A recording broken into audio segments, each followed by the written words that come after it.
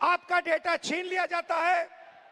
बड़ी बड़ी कंपनीज को, जियो को, अदानी को, फेसबुक, गूगल को आपका डेटा दिया जाता है और आपको फंसाया जाता है।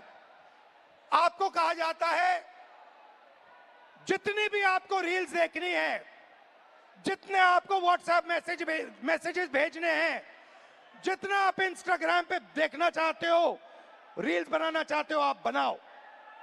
भाई और बहनों, ये 21वीं सदी का नशा है।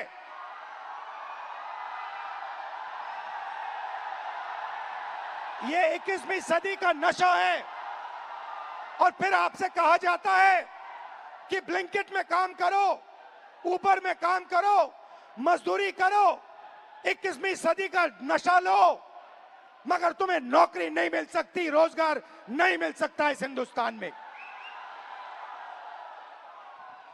आइए एक युवा की आवाज सुने।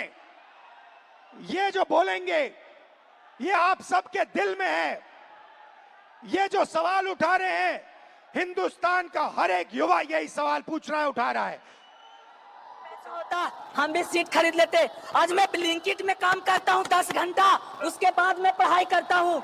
इंडियन आर्मी का एग्जाम दिया, 1 नंबर से मैं बच गया। तो सीट खरीदता, मैं ब्लिंकिट में काम नहीं करता।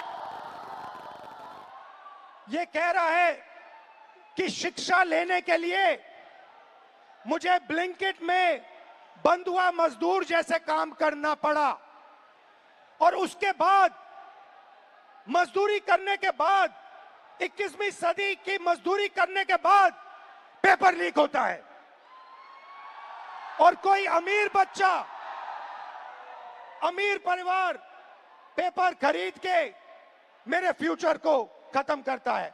आइए, वेलकम। कैसे हैं आप? नाम क्या आपका? मेरा नाम सर अजय राघव है।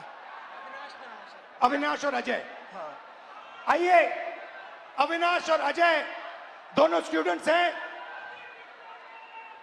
इनसे थोड़ा सुनते हैं, इनका एक्सपीरियंस क्या रहा है, बताइए। सर मैं यूपीएसआई एस्पिरेंट हूँ।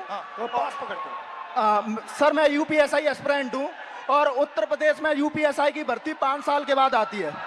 2020-21 यूपीएसआई की भर्ती 2020-21 में आई थी। इससे पहले तो उसमें व्यापक स्तर पर घोटाला हुआ था। मैं मानता हूं इस चीज को कि वो भारत की एग्जामिनेशन हिस्ट्री का सबसे बड़ा घोटाला था।